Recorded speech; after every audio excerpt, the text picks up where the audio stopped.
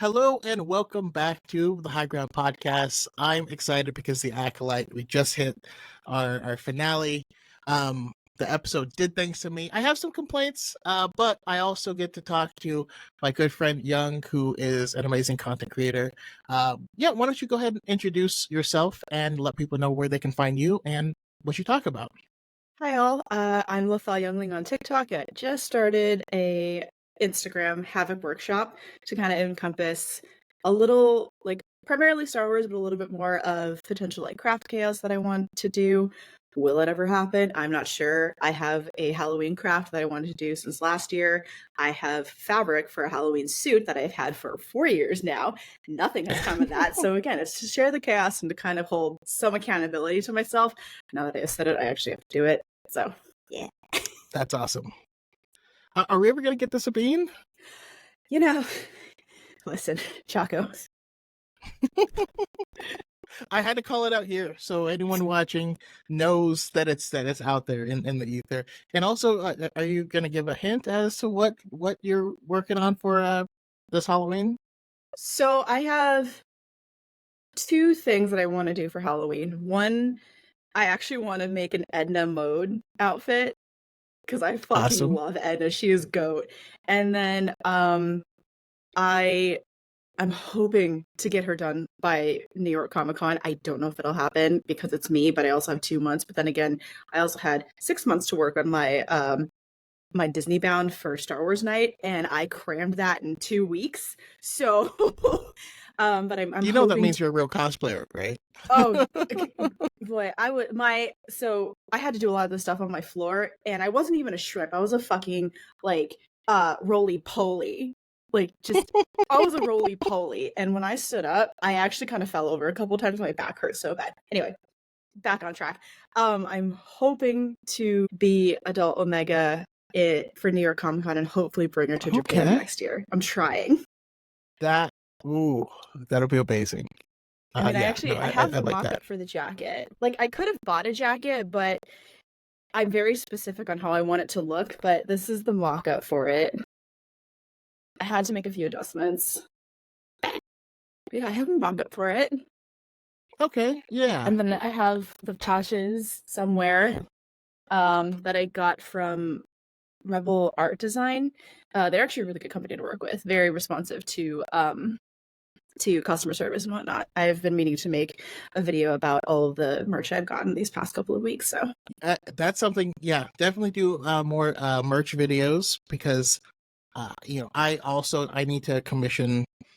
I'm working on it. It's very slow coming, but my wife and I want to, anytime we finish an anime or a show, get art of us in that world or in that universe. That's cool. So like we already have one of us in Attack on Titan, and we are also, I commissioned one, but then the artist disappeared, of us in the High Republic. But oh no, that's so cool though. We'll get another one of those going. That's so but cool. Awesome. Yeah. All right. Speaking of High Republic, Acolyte, overall thoughts, and can you give me an out of 10 rating? For me, I think it was either like an 8.5 or a 9 out of 10. It wasn't my most anticipated show in any capacity. Like seeing all y'all get super excited for it got me excited for it. But I was just going like, okay, cool. I mean, cool. That really was my reaction. And I let's see here. I don't know if I like mysteries per se, but I do like a whodunit. But this was, again, we thought it was a whodunit, but it is more of a what the fuck happened on Brendock. In its own way, it was its own whodunit, which I just really liked.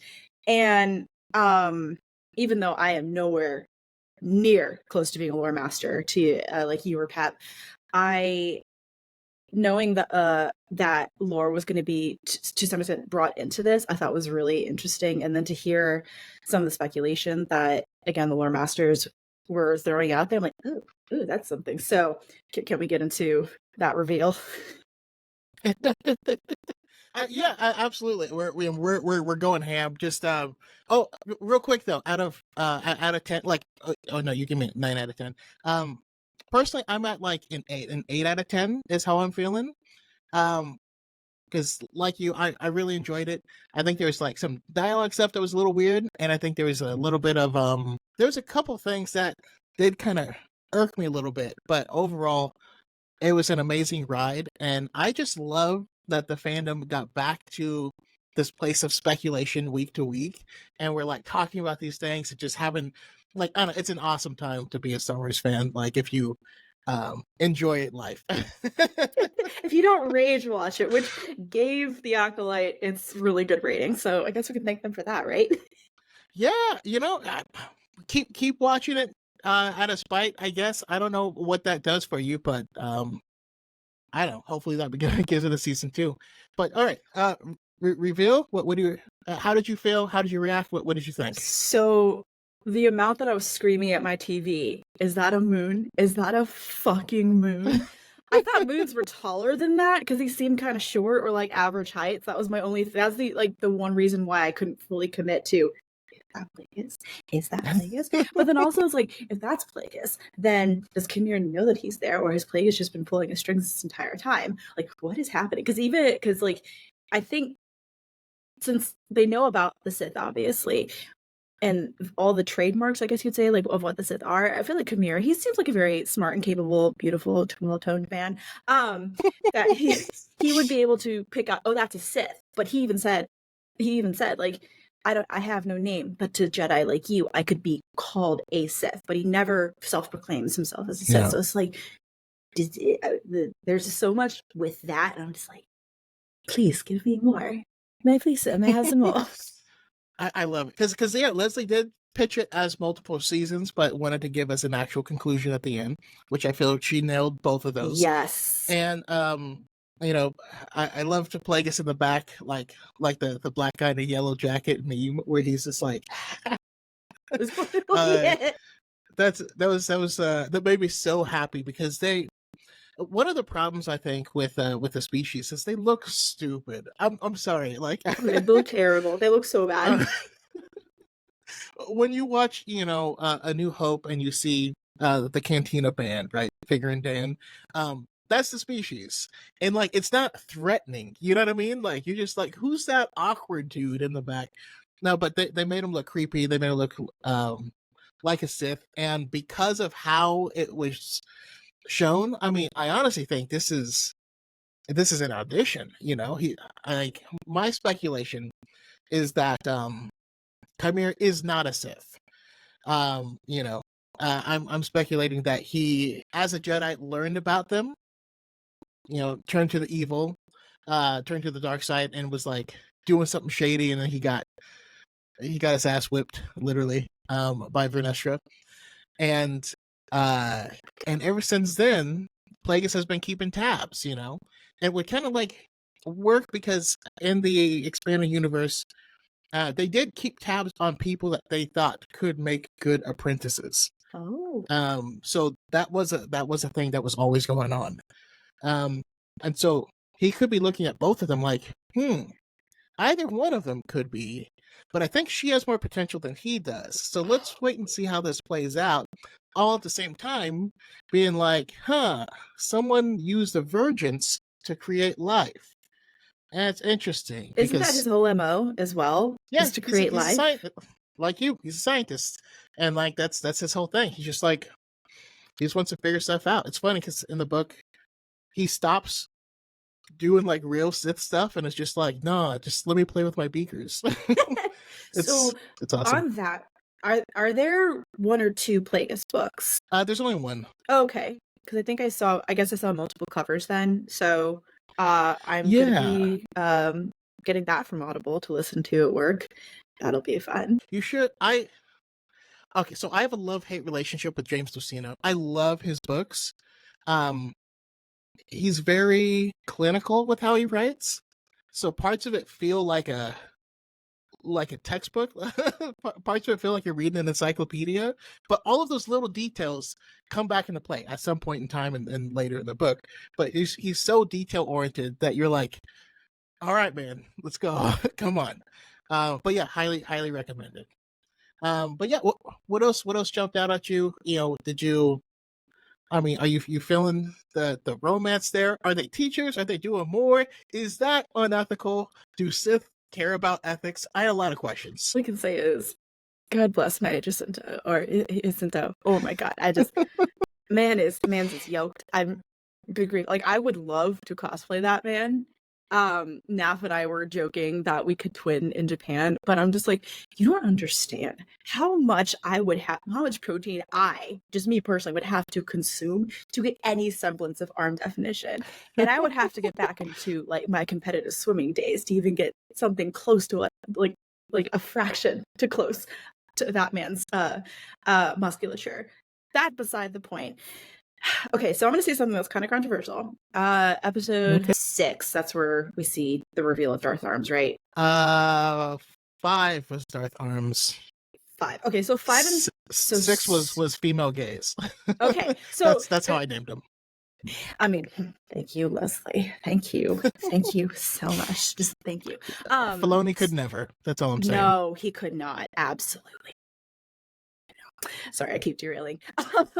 But with episode 6, all right, again, this is gonna be really controversial, but to me, I thought he was using some Gruber tactics because he was finding all of May's like insecurities and the things that she had been dwelling on for years, and really hammering those in and really bringing those to the forefront, which I know that she's tried like years and years to repress, but he's really bringing them up to the forefront and showing like, well, I can help you with this. I can be different than what you had. Mm-hmm. It was very like emotionally and mentally isolating that he was doing to her. So it felt a little groomy to me. However, he showed it through his actions. I felt he was a little bit different in the finale because he didn't question. He didn't question Osha to the point where it's like, well, why do you want to do that? Or like, why don't we do this? Or try to like mansplain or try to take over in any capacity. He's like, all right, can I come with you? It's like, sure, like whatever.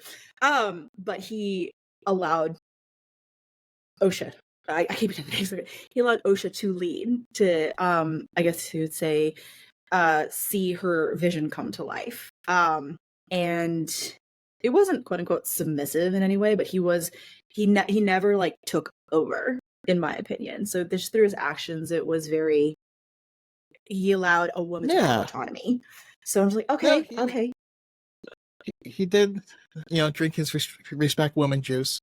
I didn't think about it this way, but no, you're absolutely right, because, and this is the difference between the girls themselves, is he didn't treat May the way he treated her because she was a girl or anything, or she was submissive.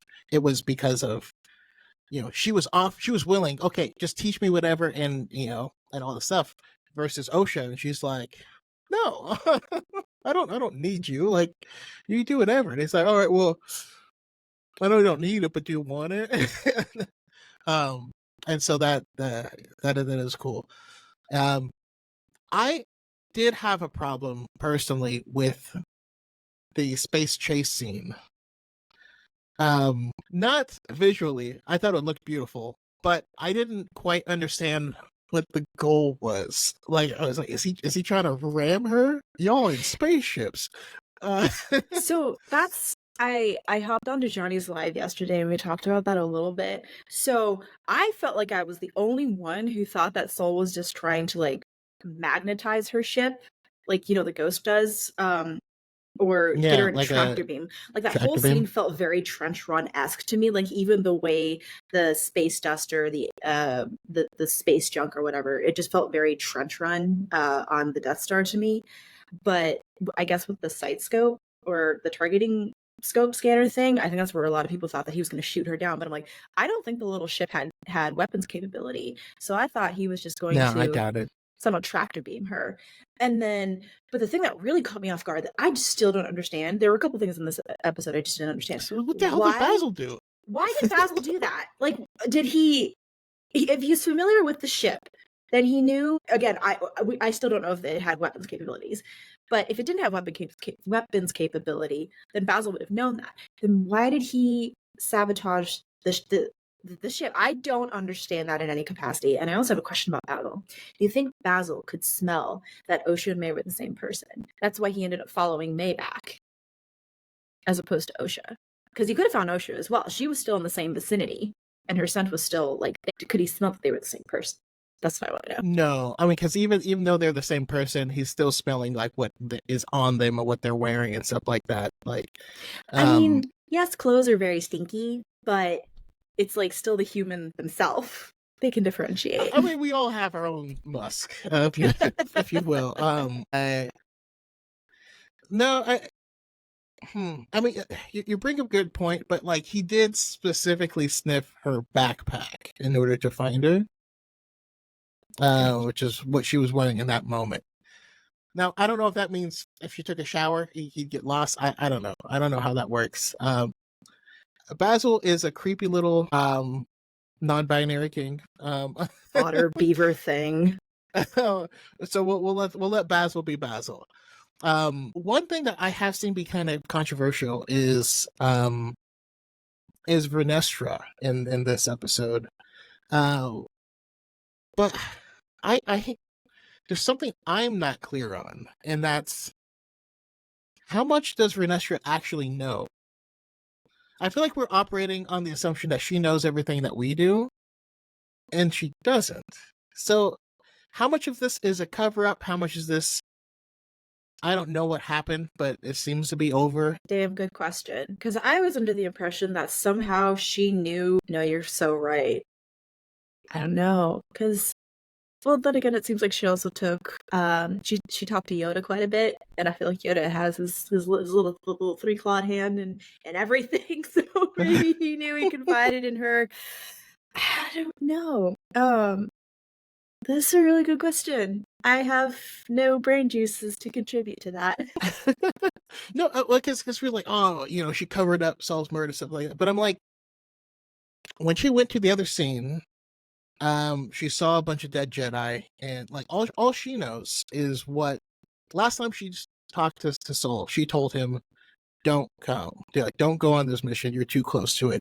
You'll be emotionally compromised." And it made it sound like there was a history of that there, like in that moment. Next thing we know, she shows up on the planet. Everyone's dead except for Master Soul, and he's being invasive.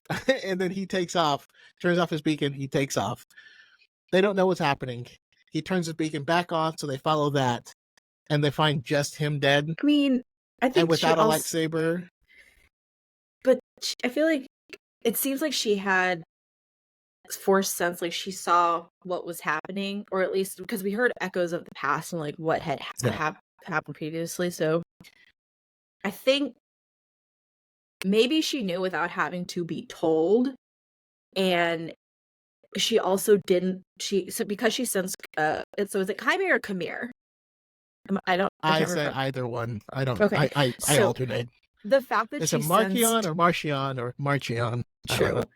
The fact that she sensed Chimera, I think she knew, oh fuck, I don't want to deal with this. And also I think she's covering up her own past with Chimera.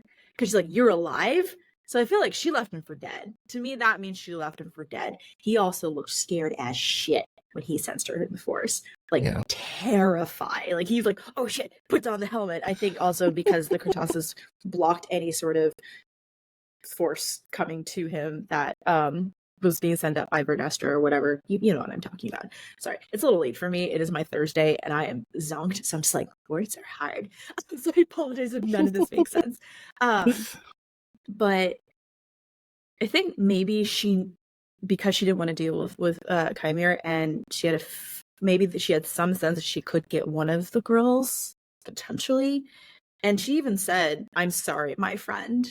And I initially thought it was because, like, I'm sorry you died, but then I think it was also, I'm sorry I'm tarnishing your memory to continue my cover up for it. So interesting. I don't know if she knew like the full thing, but I mean, she seems really tenacious and able to, again, do cover ups. So thinking on her feet. And I mean, you're right, and she obviously knows that her former Padawan was there, so she knows that something is going on, something's afoot.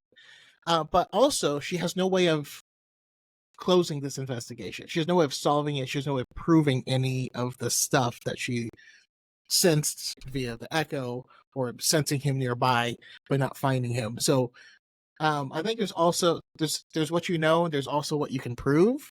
Mm. So I think it's interesting. I don't think one thing I do find fascinating is, again, there's a lot of like animosity towards the Jedi because apparently they cover things up, but they are hiding these things from the Jedi because they know they'll get in trouble. So is that a problem with the Jedi or with those individual Jedi? And is there a difference? I think it's a mesh. So I just finished Rise of the Red Blade. That was an intense book. I Yeah. really enjoyed it.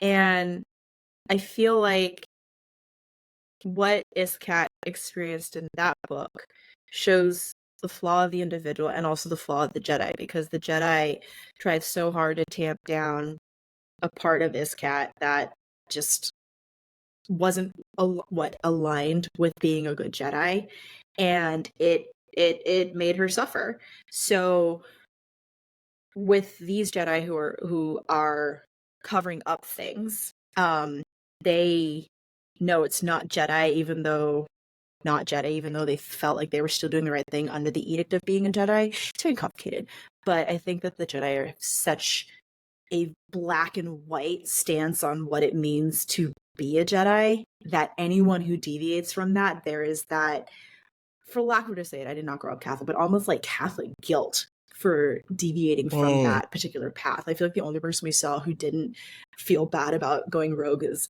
Quinlan Voss. So it's because it's either that or they defect like Dooku, or just get so disenfranchised that unfortunately they very wrongly frame their friends like Barriss, but then realize, oh, maybe this wasn't as bad as it could have been. But the Jedi had just been so straightforward and had no wiggle room for having some sort of individuality, even if that individuality was like, this might be a little close to the dark side, but not allowing the Jedi to have their own autonomy to make that decision for themselves.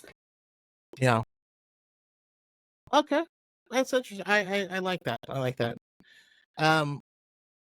Now, one thing I really did love in this is once we got the confirmation that the Chimera was Vernestra's Padawan, all of a sudden him having the Shoto made perfect sense. So in the expanded universe, Luke was fighting Lady Lumia, the Dark Lady of the Sith. She had a lightsaber whip, and she was actually his ex-girlfriend that he shot down in a TIE fighter once, and it turned out she was a spy. It's oh my, this Legends is is weird. soap opera. It is. So yeah, he's dating this rebel girl, and then they do this mission where they infiltrate the Empire and they steal TIE fighters, and they're trying to escape, but there's TIE fighters chasing them. So they're shooting down TIE fighters, and then Luke shoots her down because she's in a TIE fighter, and he didn't know. And he was like, "The Force would tell me if it's a good person in there, right? Right?" And it turns out she was a spy in the Rebel Alliance the whole time, and everything was fake. And so they rebuilt her with robot parts, and then she becomes, I don't know, the Dark Lady. It doesn't make any sense. All right, but it happens. Anyways, the only way Luke can fight her is by making a Shoto. So he has like a secondary short lightsaber that he uses when he has to fight someone who wields a Force whip or a lightsaber whip. So who knows? Maybe in the future we can get Chimera versus Vernestra and see how exactly that plays out. I want that story. What happened? Why did she leave him for dead? She besides leaving him for dead, what did she actually do that made him so scared of her and potentially turn? And I also want to see what happened to Vernestra, because again, when we meet her in the High Republic books, she is freshly minted Jedi Knight at the age of 16, the youngest ever in an age, and she's still really trying to find her footing, but she was so, I think also because she was Stellan's Padawan, she was so, for lack of a better say it, good and innocent, and now she's a little nefarious and unfortunately wrapped up in politics and having to play the political game. and having some semblance of power, and power corrupts absolutely regardless of who you are. So I want to know what happened with her character in that. I mean, I think it's like textbook gifted kid burnout, right? That's what it feels like. And she's like, I'm just gonna shave my head and I'm just gonna be punk rock. Like, that's cool. That's all I care about now. One of the coolest things we've gotten to see is the bleeding of a lightsaber in live action now.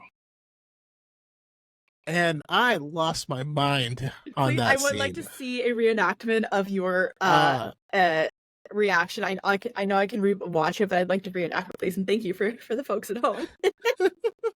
I don't know if I could physically react because part of my mind was thinking it looks kind of like one of the rocket popsicles that you get from the, like, and then I was like, that sounds kind of good right now, but I was probably something like, I don't know. I don't know what sound I was making.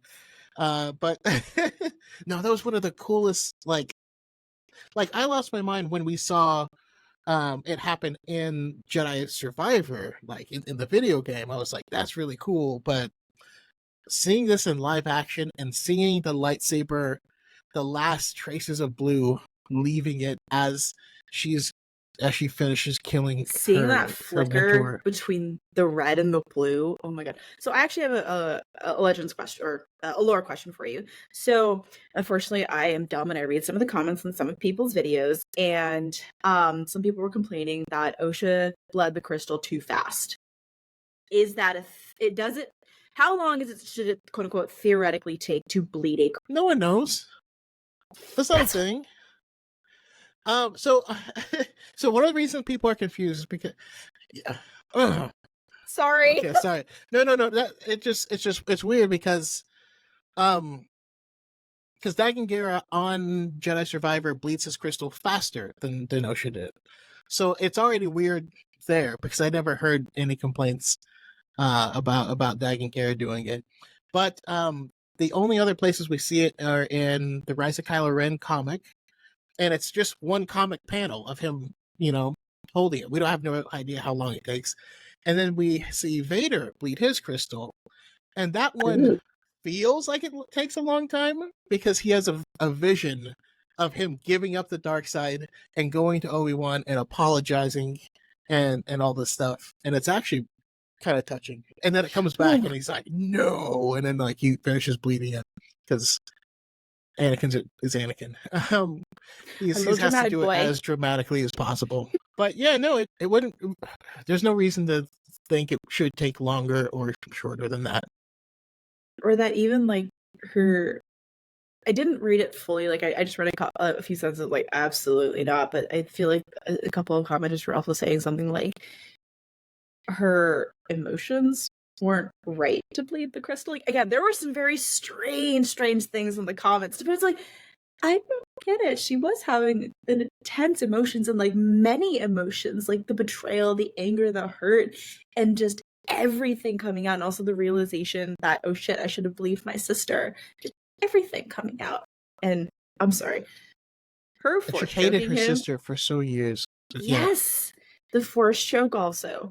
My word. I'm not gonna lie. I thought she was gonna do it. And she was gonna twist his neck and not let him like slowly choke him to death. Like that was that was intense.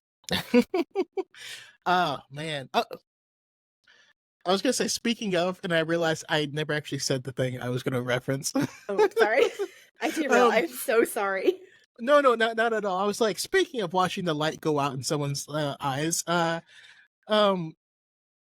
did you notice when she took off the helmet, there was like a little red light in the center of her eyes that faded out slowly?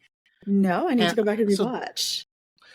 And that scene was really cool because, like, I mean, that was her when he tried to take off the helmet. That was she did the same thing to him, similar to what her mom could do, and so that was Osha possessing Kamir to keep him from taking off the helmet. I'm sorry, that was one of the scenes that really was like, who was possessing him? Why was he being possessed? What is happening? I was a little confused with that scene. Please explain it to me because again, so much was happening already. So that one, I mean, it's not fully explained, but like just from the context and from their speech afterwards, that was just her in the Force locked in there, and she's seeing a vision, and I think it was just more of a protection, like I'm in here, you know what I mean, like the Okay. dark side version of what was going on with Torben, when he was hovering and she couldn't hit him or anything like that. It felt like an automatic defense while she was deep in this trance.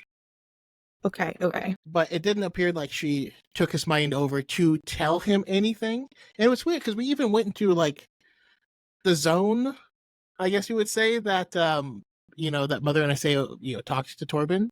Yeah. But like she doesn't say anything there, so I don't No. believe it was intentional. But Okay. I believe that's a power that she has. One interesting loose thread is Coral still out there. She is. That's Yeah. why, like, part of me had a weird thought that somehow she was Khmer. I get it. I had that weird batshit theory. Oh no, I had that thought too. Okay, good. Not just me and Marianne then. I last week I actually was invited to be on a call with Leslie Hadlin and some of the other creators. Talk about so amazing. And so what she said is that she was like, Coral's not there, and remember, no body, no death. So whatever That happened to means her is Tech's something. still alive. God damn it! Sorry. She says, that means that's something she would like to explore, in future seasons if we get to it. But she said that the character's lineage should give us a hint to what she's about. Right. So Sorry, after when you seeing say that, she, you mean OSHA or Coral? Coral. Got it. Sorry.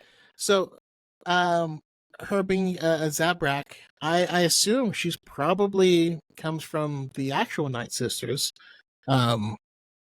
originally. Because remember, in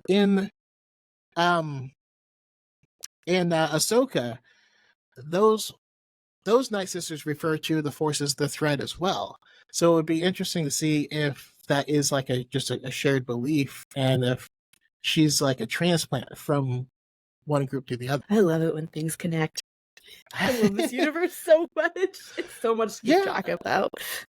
Well, remember, Thrawn asks something of the mothers, and she says, the red thread of destiny demands it, or something like that. And you're like, interesting.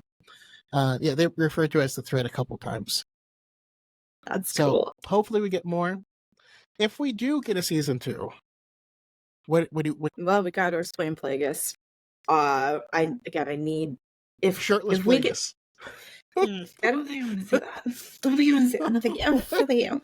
I don't think What if he is actually like handsome Squidward, and he ends up like... No. I'm into it. You. Make it happen. Thank you. I mean, he can drop if he is ribbed. He can drop the workout regimen, but I'm not sure I would find that face very attractive.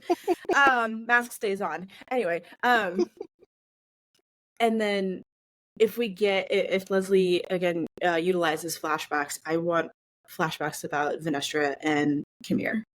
I just kind of need that, and I also even like how Khmer found May, or May found Khmer. I want a little bit more about that story as well. And you know what? I think they perfectly set up exactly that, because now we would get flashbacks between those two hunting each other, and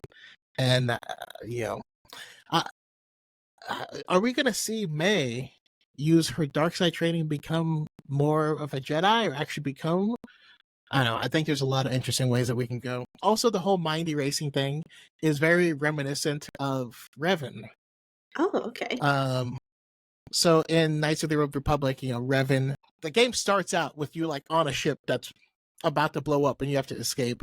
And, basically you are in that moment piecing together your own memories, and you find that you're a Jedi and you did all this stuff.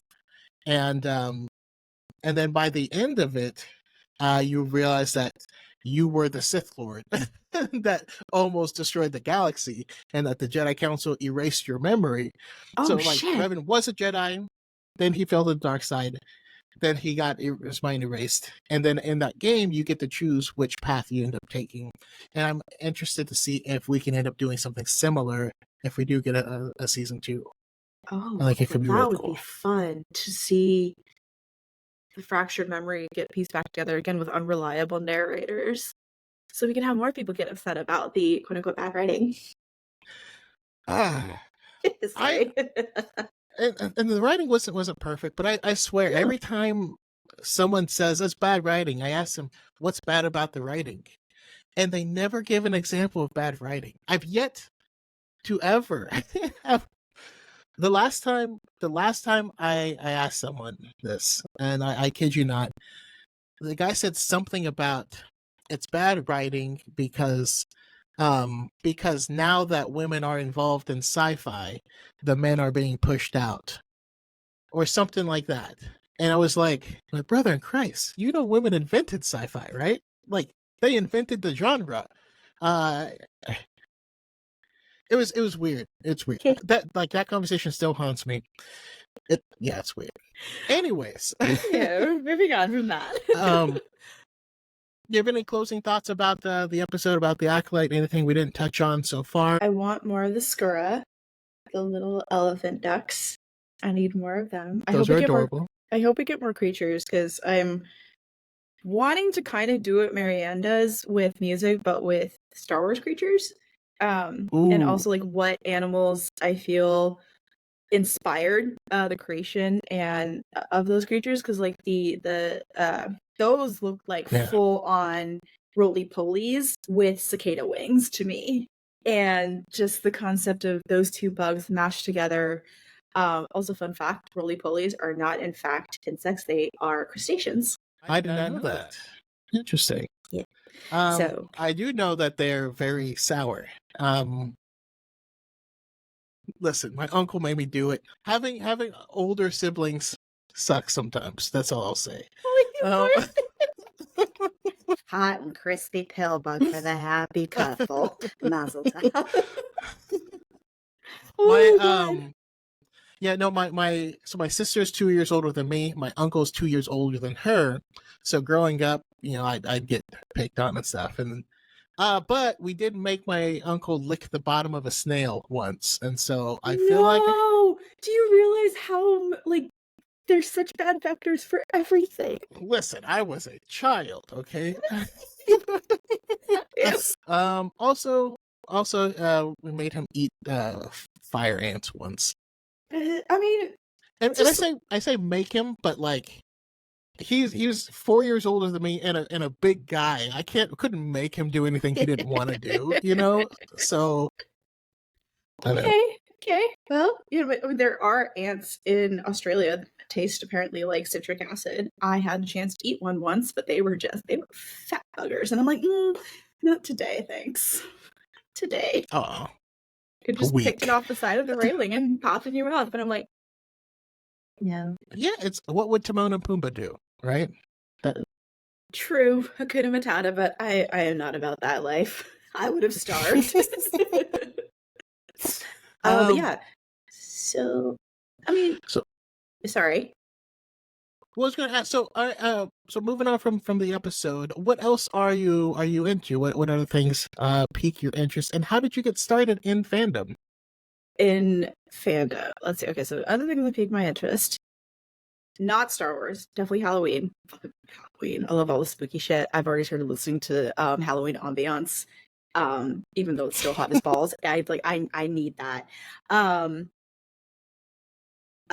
But then getting into fandom, well, okay, sorry.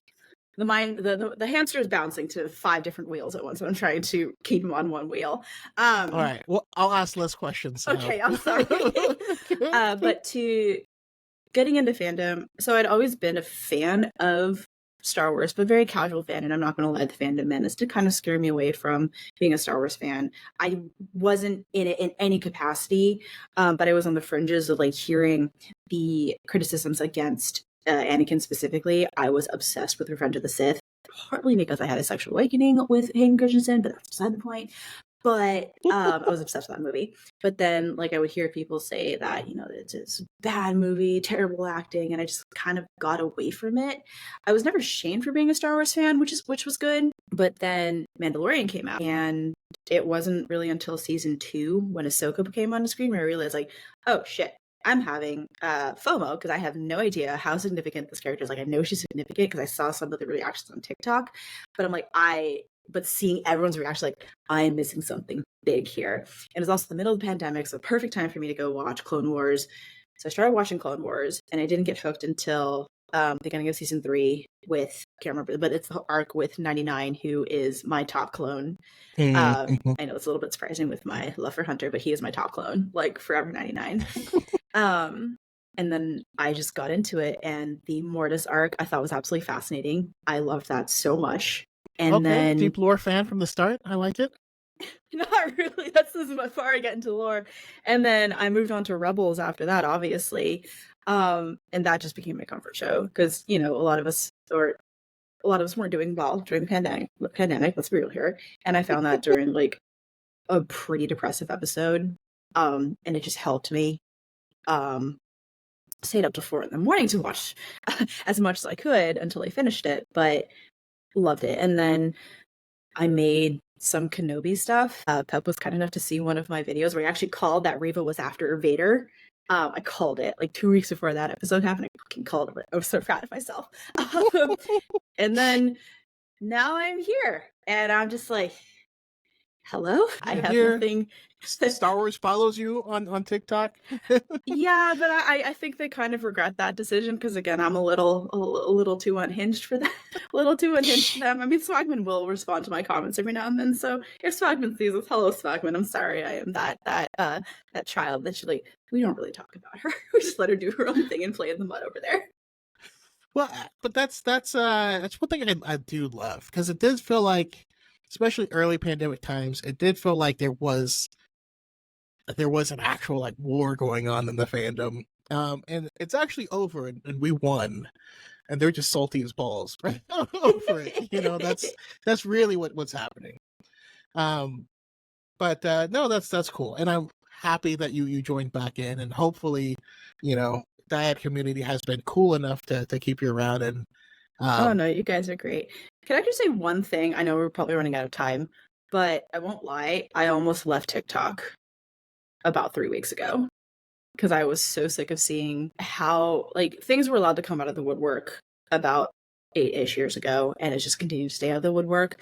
And then seeing how badly it has come out of the woodwork in the fandom, it made me sick. And hearing some of the stories that women and femme creators were going through, and then seeing what you two had to endure, like that fucking broke my heart. I was pissed. I'm just like, but the problem is like,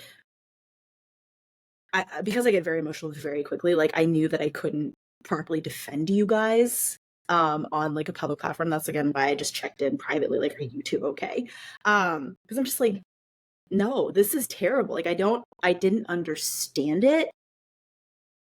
Because I'm just like, what? Why are you all so miserable about this? And I don't understand why these hate watchers continue hate watching it. It really baffles me. And like, I was just really tired of it because it did sour my experience watching The Acolyte. I won't lie. Even though I gave it a very high rating, it definitely soured my experience watching The Acolyte. And then, you know, other things came about. I had some, you know, not necessarily like conversations, but I was on some lives and watched some lives and realizing, you know, the flaws within the fandom, not because of the toxicity, but just the nature of how it came about, who the creators were, and through no actual malicious fault of the creators' own. But again, what I said on someone's stream was we're limited by what we know, and unfortunately, a lot of what we know are a lot of internal biases that come through in media, even if we don't mean it to be that way. And so, just kind of having to come to that reckoning, it's like my brain couldn't for a couple of days couldn't suss out, well, maybe this art is bad, maybe it is bad, because it has like all of, again, these inherent biases written into it. It's like, oh no, but I'm literally like, no, it's not. It's just flaws that we need to recognize, call out, and talk about every now and then. We don't have to harp on them, but we need to talk about them every now and then and address how can they be changed in the future. And I actually think the show did that to a degree. Again, the diverse casting. I know a lot of people really don't like that, the diverse casting, but seeing an Asian person, granted he wasn't, neither of them were really the heroes, but seeing an Asian person with his Asian accent as a main character, I know that was amazing for so many Asian children who look like me. And now we need a lot more Southeast Asian representation, in my opinion. But we're getting there. And Agreed. so I think that the show did address that to a degree. Again, obviously more can always be done, but I appreciated that aspect of the show. Okay, stepping off that soapbox, sorry. Yeah. No, there's definitely stuff that's outside of the fandom that is being forced in, that are just issues that you never know. You know, I had a close personal friend who I had to like get on a phone call so I could be like, "Are you racist now? Like, what's going on?" Dropping dog whistles, buddy. What is this? Yeah. So unfortunately, there's interesting stuff. Oddly enough, it seems to pop up every 4 years. I wonder, is there something going on? No. I don't know. Have just... Yeah. But I will say though that this, the community and this platform, for me personally, I've been able to connect with so many people that I didn't grow up around, with different people from different places with different belief systems and all this stuff that I've honestly just never. It's not like I had anything against anyone, but I can only see things from my lens. And then after talking with them, and it's one of the great things about the first iteration of the High Ground podcast was bringing all these people on at the same time, and just like everyone just talks, and it was eye-opening. And when I found out what makes certain people connect with certain projects, even the ones that I hate, next time I watch it, I could see it from that perspective, and I could be like, wow, this is a gem because of this little thing. It's something I never even considered, and it's changed my life drastically, honestly. So I'm very proud of that. But yeah, hopefully you do get ready to talk about species. I would like you to do a series on us content creators and what Star Wars species we look most like. What you look most like? Yes. I feel like I'd get a lot of hot water for that. I mean, I don't know. If we're talking real animals, I've been told I'm somewhere between a love child of a bear and a turtle, which I wear that with a badge of honor. I mean, our good friend also... Ellie, I think she looks like a Nexu a little bit. Like, wait, like the Eliana grin? Ellie or another Ellie? Yeah. Never mind. She's an Ewok to me. She's a Ewok to me. Well, I think no, I would like to see you explore the animal kingdom. I think that would be really cool. But yeah, any final thoughts or anything before we wrap up? I hope we get a season 2. I genuinely do. I hope we get something about the skeleton crew. Again, that has been my most anticipated project. I really hope that people chill. I just hope people chill. And I know you've heard about it, but Lucasfilm is hiring for a new animated project. Rex and Echo on Little Adventures, maybe. I would love that. But no, that's about it. Just thank you so much. You good friend. Anything from you? In general, I know this is your podcast, but I know you got stuff to say. No, I'm grateful that that I can do this and that I can have these conversations with people, because it is one of my favorite things to do of all time. So thank you for being willing to come on, and yeah, but more people, more Star Wars, more content, more stuff, just all the stuff. I appreciate it. And for everyone watching, we'll see you next time, and may the Force be with you always. Defective and effective. That was the wrong mouse.